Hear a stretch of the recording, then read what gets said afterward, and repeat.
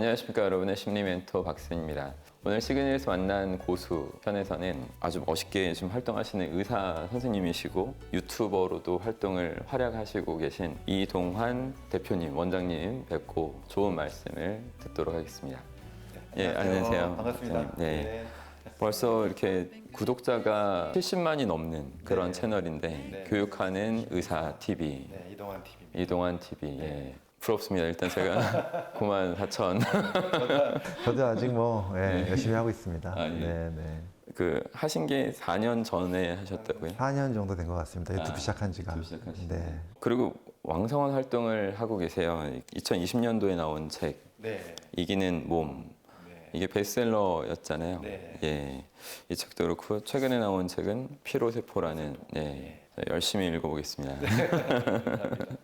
이런 책도 쓰시고 환자들 보시고 또 교육도 하시려면 몸이 10개여도 부족하실 텐데 지금 어느 쪽을 가장 중시해서 하시고 있는지 여쭤볼까요? 네, 사실 최근에 와서 이제 제가 진료를 잠깐 내려놨습니다. 예, 그동안 진료를 이제 인턴부터 시작해서 32년, 31년, 만 31년에 이제 열심히 환자를 봤었고요. 그리고 한 10여 년 전부터는, 10년 전부터는 진료 시간을 좀 줄이고 한 일주일에 한 이틀 반 정도만 진료를 하고요. 나머지 시간에는 이제 교육 쪽으로 계속해서 관심을 가졌게 됐었죠. 그래서 그러다가 이제 최근에는 이제 오히려 더 진료를 잠깐 내려놓고 더 많은 분들과 함께 소통할 수 있는 방법, 많은 분들한테 또 좋은 영향을 줄 수 있는 방법을 생각하면서 열심히 유튜브도 하고 또 책도 쓰고 강의도 많이 열심히 하고 있습니다. 그럼 유튜브를 하시면서 이게 정말 내가 보람을 느끼고 잘된 부분이 있다라고 하면 어떤 게 있을까요? 일단은 구독자님들이 점점 늘어나는 것이 너무 큰 보람이고요. 사실은 제가 유튜브를 하게 된 계기는 제가 의사이긴 하지만 교육을 또 전공을 했잖아요. 예, 그래서 교육하는 의사라는 타이틀을 가지고 사실은 강의를 많이 다녔었어요. 예, 그러다 보니까 유튜브라는 것이 이렇게 지금 굉장히 많이 이제 알려졌지만 사실 5년 전만 해도 유튜브를 많이 안 봤단 말이죠. 많은 분들이. 그때부터도 뭔가 교육을 위해서 좀 뭔가 매체가 필요하지 않을까 하는 고민을 많이 했었어요. 그러다가 4년 전에 고민 끝에 고민 끝에 이제 유튜브를 시작하게 된 게 지금 생각하면 너무 잘 된 것 같고요. 사실 그 베이스는 이제 현대의학은 아닙니다. 저는 사실 의사 생활을 한 15년 할 때까지는 현대의학을 공부하는 의사였지만은 한 17년 전부터 2000년대 초반부터는 우리나라에는 그 당시에 거의 없었던 기능의학을 공부하게 되죠. 기능의학이 정확하게 또 어떤? 기능의학이 영어로는 이제 functional medicine이라고 얘기하는데요. 그러니까 질병이 없는데도 에너지가 떨어지는 분들이 굉장히 많잖아요. 그런 분들은 우리가 그 전까지는 그냥 뭐 신경성이다 뭐 이렇게 하고 넘겼는데 그게 그것이 아니라 사람마다 세포 기능이 있고 세포 기능이 약해진 분들이 있고 세포 기능이 좋은 분들이 있고 세포 기능이 약해진 분들은 질병까지는 아닌데 에너지가 떨어지고 여러 가지 이상한 증상들을 만들어요. 그래서 현대의학에서는 질병이 아니니까 이런 증상들을 그냥 약으로 증상만 치료하는 약을 써서 그냥 치료를 하면서 그냥 넘어가죠. 예를 들면 뭐 두통이 자주 생겨, 뭐 피부가 자주 가려워, 알러지가 이유 없이 생겨. 근데 그게 근본적으로 치료가 안 되니까 그냥 그 약만 쓰면서 끝내죠. 그런 걸 대증요법이라고 하죠. 그렇죠. 대증요법이라고 하죠. 현대의학에서는 특별한 이유가 없이 그냥 나타나는 증상이라고 보는 거죠. 근데 알고 보면 베이스적으로 그 사람의 세포적인 부분에서 기능적 문제가 있고 그것을 치료하고 진단하는 의학이 바로 기능의학입니다. 더 본질적인 치료법이 그렇죠. 되겠네요. 근데 17년 전에 제가 기능의학을 처음 만났을 때 깜짝 놀란 것이 그 당시 우리나라에서는 기능의학을 공부한 의사가 한 3명 정도 있었나? 거의 없었어요. 근데 미국과 유럽에서는 이미 기능의학 학회가 있었고 저 너무 궁금해서 이제 그 미국에 있는 기능의학 협회에서 이제 책을 텍스트북을 주문해 갖고 보니까 한 줄 한 줄이 다 논문에 의해서 쓰여진 아주 과학적인 의학이더라고요. 사실 많은 이제 편견을 가질 수 있거든요. 의사들이 그 기능의학이 무슨 뭐 약간 대체의학 비슷한 거 아닌가? 비과학적인 의학 아닌가? 이렇게 생각을 하는데 그것이 아니라는 거 확신을 가졌고요. 그때부터 공부를 시작해서 다행히도 그 먼저 공부하신 선생님들을 주축으로 해서 우리나라에 한 몇십 명의 의사가 모여요. 그때 제가 운 좋게 거기에 포함이 되고 우리나라 기능의학 1세대 의사가 됩니다. 그것이 사실은 저의 인생을 바꿨고요. 저의 몸과 마음을 바꿨고 저의 전공까지 바꿨고요. 그래서 유튜브를 하게 된 것 같아요. 그걸 알리고 싶으신 게 사명으로 되신 것 같은데요. 네. 그때만 해도 기능의학을 사람들이 몰랐기 때문에 다른 의사들한테 욕도 많이 먹고 하면서 했지만 저희는 확신이 있었던 게 뭐냐면 이것이 진정하게 앞으로 우리가 건강하게 살 수 있는 의학이고 네. 이것을 통해서 앞으로 미래 의학이 될 것이다. 네. 예, 질병을 예방하는 것뿐만이 아니라 내 삶의 에너지를 갖게 만들어주는 의학. 네. 그와 함께 이제 기능의학이 중심이 됐고요. 기능의학을 공부하다 보니까 세포 기능을 떨어뜨리는 여러 가지 원인 중에 또 하나가 바로 이 정신적 스트레스라고요. 네. 그 다음에 이제 입문한 것이 이제 스트레스를 관리하는 의학, 그래서 심신의학, 네. 마인드 바디 메디신 네. 이 두 가지. 네. 사실은 제가 기능의학 공부하기 거의 전까지 같은, 같은 결이에요. 그래서 제가 너무 공감하는 게 네. 많아요. 우리 박세희 대표님 책도 제가 보고 네. 또 강의도 많이 네. 봤는데 네. 공감하는 게 너무 많고 몸과 마음은 완벽하게 연결돼 있다는 걸 제가 이제 느꼈고요. 네. 그리고 사실은 제일 많이 변한 게 저예요. 네. 그러신 거. 기능의학 공부하기 전에 제가 체중 100kg. 아, 100kg까지 가셨다고요? 예. 와, 상상이 안 되는. 우리 앞에 앉아 계신 우리 직원분들도 좀 놀라고 계신데 네. 네. 100kg 나갔었고요. 아, 예. 맨날 얼굴 찡그리고 살고요. 예. 성격적으로 굉장히 그 낙천적의 반대, 비관적, 예. 걱정이 많고 그리고 맨날 미리 걱정을 땡겨서 하는 스타일. 네. 그래서 이제 그런 게 부모님 성격을 닮았어요. 어머니 성격을 닮아서 그것 때문에 제가 갖고 있는 지병도 있었어요. 뭐냐면 스트레스랑 항상 걱정이 많으니까 면역력이 약해서 그런지 네. 입안이 항상 허는 거예요. 아, 그래서 이것이 아파가지고 막 음, 한 열흘 정도 아팠다가 아물면 또 이쪽이 또 허물고. 네. 그래서 제가 나이 40 될 때까지 40년 사는 동안에 입안이 헐어있던 기간이 한 20년 되는 거예요. 아이고, 예. 그랬던 제가 네. 기능의학, 심신의학을 통해서 자기 최면도 많이 했고요. 네, 예, 그리고 또 생각 습관도 많이 바꾸고 그러면서 몸도 많이 바뀌어서 체중도 한 20kg 빼고 예, 예. 허는 것도 없어지고 예. 예, 이제 이런 걸 제가 경험하면서 이제 환자분들한테도 기능의학으로 계속 진료를 벌써 한 10여 년째 해왔죠. 네.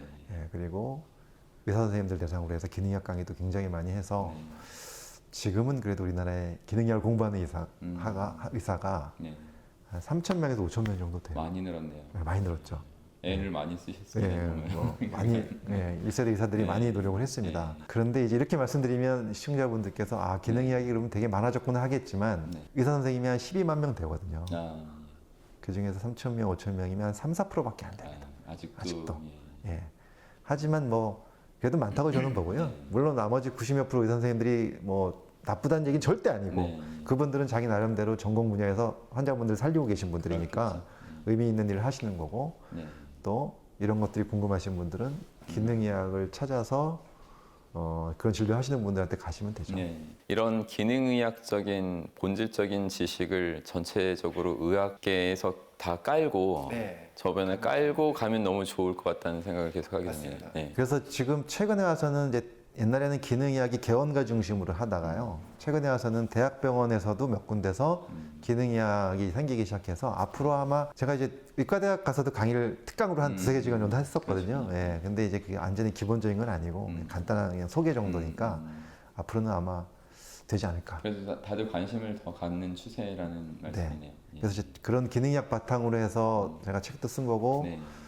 지금 제가 그 유튜브에서 말씀드리는 것도 사실 기능의학 바탕으로 주로 말씀을 드리고 있습니다. 저는 원장님 뵐 때 항상 이렇게 밝으시고 또 그리고 또 뭐 체형도 좋으시고 그리고 무엇보다 동안이셔서 예 저도 굉장히 배울 여러 가지 생활 패턴 이런 거 좀 여쭤보고 싶었었긴 한데 예전에 100kg가 넘고 하셨다는 걸 상상이 잘 안 돼요. 그리고 막 입안이 자주 헐었다는 것도 상상이 안 되는데.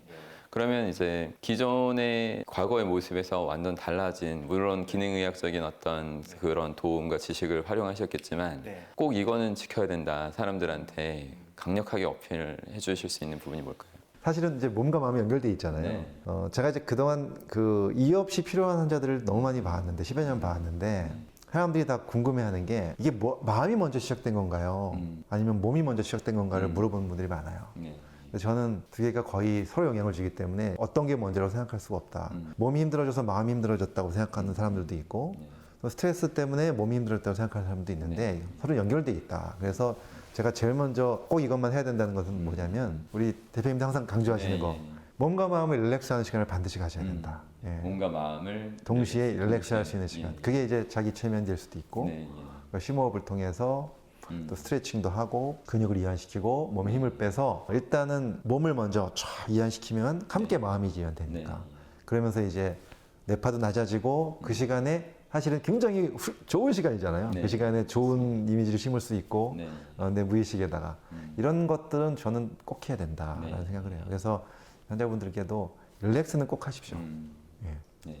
이것들이 강의할 다닐 때 굉장히 많이 그렇죠. 뭐 너무나 옳으신 말씀이고 확실하게 지켜야 되는데 이것이 가능해지려면 반드시 또 알아야 되고 또 선행돼야 되는 지식들이 또 있고 이것이 이제 문제가 되죠. 보통 사람들이 그런 걸 잘 알아야지만 할 수 있는 건데 그뭐 책을 보면서 많이 그런 책을 보면 많은 그런 부분이 또 해소가 될 거라고 봅니다. 예, 예.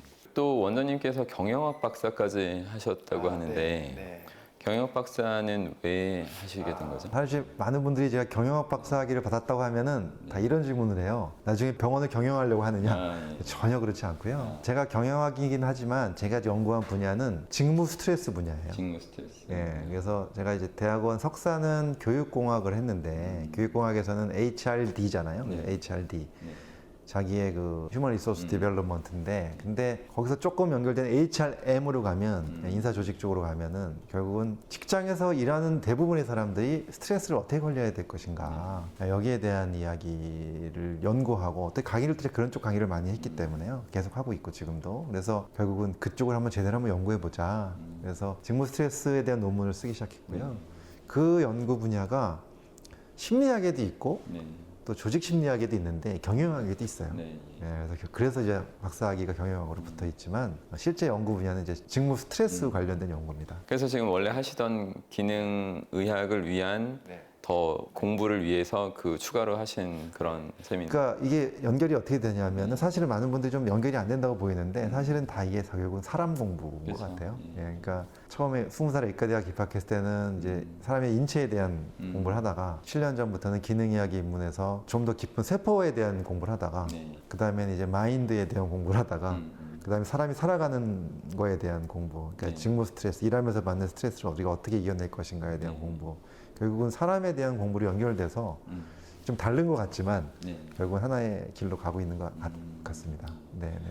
결국 뭐 저도 항상 느낍니다만 원장님께서도 공부 끝이 없다는 것을 그렇죠. 느끼시면서 그걸 실제로 계속 발전을 위해서 남을 돕기 위해서 노력하시는 모습 같습니다. 그러면서 원장님께서 강의 활동을 굉장히 왕성하게 뭐 지방으로도 많이 다니시고 하시는데 주로 어떤 강의를 어떻게 어떤 대상한테 이렇게 열정적으로 하시는 건지 알려주십시오. 네, 사실은 강의를 하게 된 것도 기능의학 때문에 하게 됐어요. 예, 사실 기능의학을 공부하다 보니까 이제 주위에서 의사를 먼저 대상으로 강의를 하게 됐고 하다 보니까 약간 좀 넓혀져서 약사님 대상으로도 강의하게 되고 그러다 보니까 이제 또 여러 기업이나 이런 데서 건강 강의 의뢰가 들어오고 이러면서 이제 강의를 하게 된 게 한 12, 3년 됐는데요. 오래되셨네요. 예, 근데 하다 보니까 이 굉장히 의미 있는 일이더라고요. 의미를 느끼시는. 네, 그러니까 진료실에서 한 분 한 분 한 절 보는 것도 너무 소중한 일이지만 또 많은 분들 대상으로 해서 그분들을 강의를 통해서 건강하게 만들어줄 수 있는 것도 너무 의미 있는 일이라는 생각이 들어서 사실 그때부터는 제가 한번 열심히 해보자 하고 강의를 전문적으로 공부를 했어요. 아 공부까지. 예, 예. 그래서 강사협회 가서 강사협회. 막 트레이닝도 받고 막 갔더니만 강사협회에서 그러더라고요. 의사가 여기 왜 왔냐고. 그렇죠.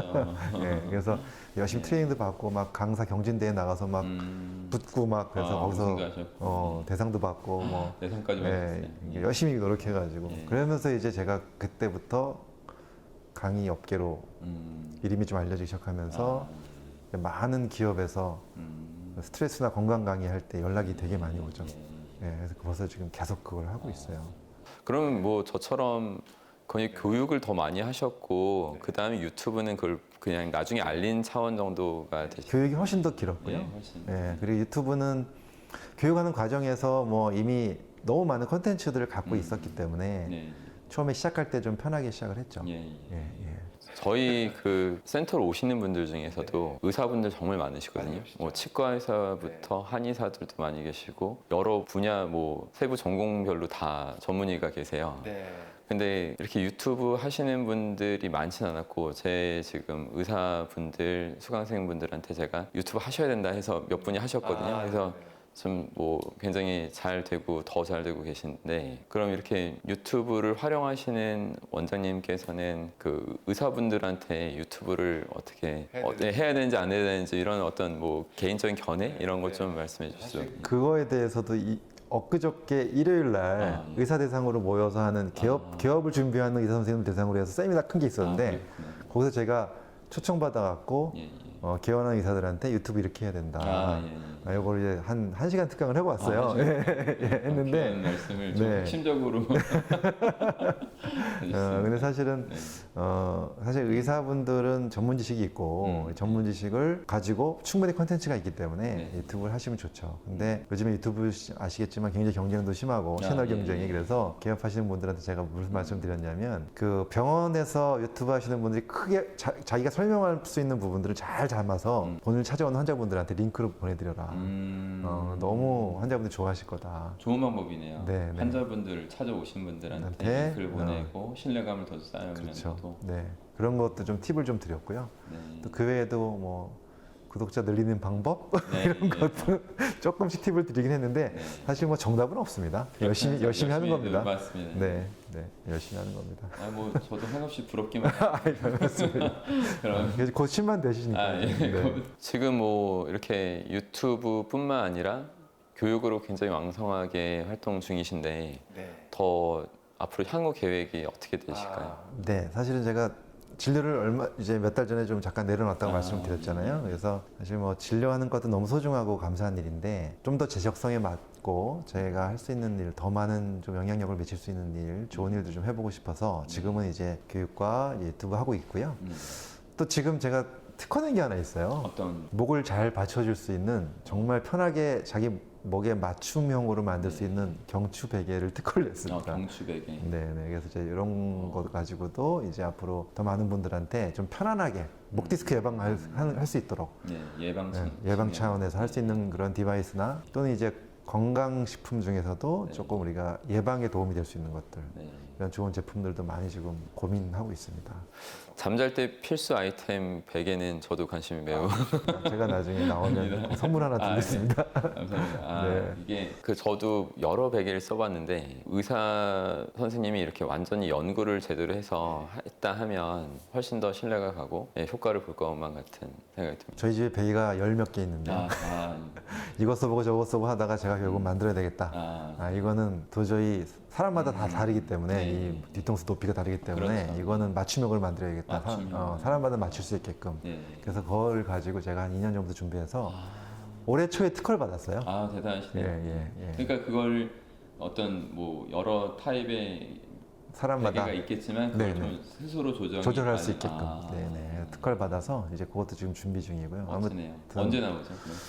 뭐 2023년 안에 나오지 않을까 합니다. 네. 기대가 됩니다. 여러 가지로 환자들과 이렇게 많은 사람들을 위해서 교육도 하시는 멋진 우리 이동환 원장님을 뵙고 좋은 말씀 들어봤고요. 저도 항상 이렇게 생각하는 어떤 결이 너무나 비슷하다는 걸 저도 다시 한번 느꼈고 저도 이 책을 보면서 좋은 내용을 또 시청자 여러분들한테 또 말씀을 드리도록 하겠습니다. 나중에 또 베개와 이런 게 나왔을 때 다시 한번 또 좋습니다. 조연해 주셔서 좋을 것 같습니다. 오늘 너무 좋은 말씀 감사합니다. 네, 감사합니다. 고맙습니다. 네.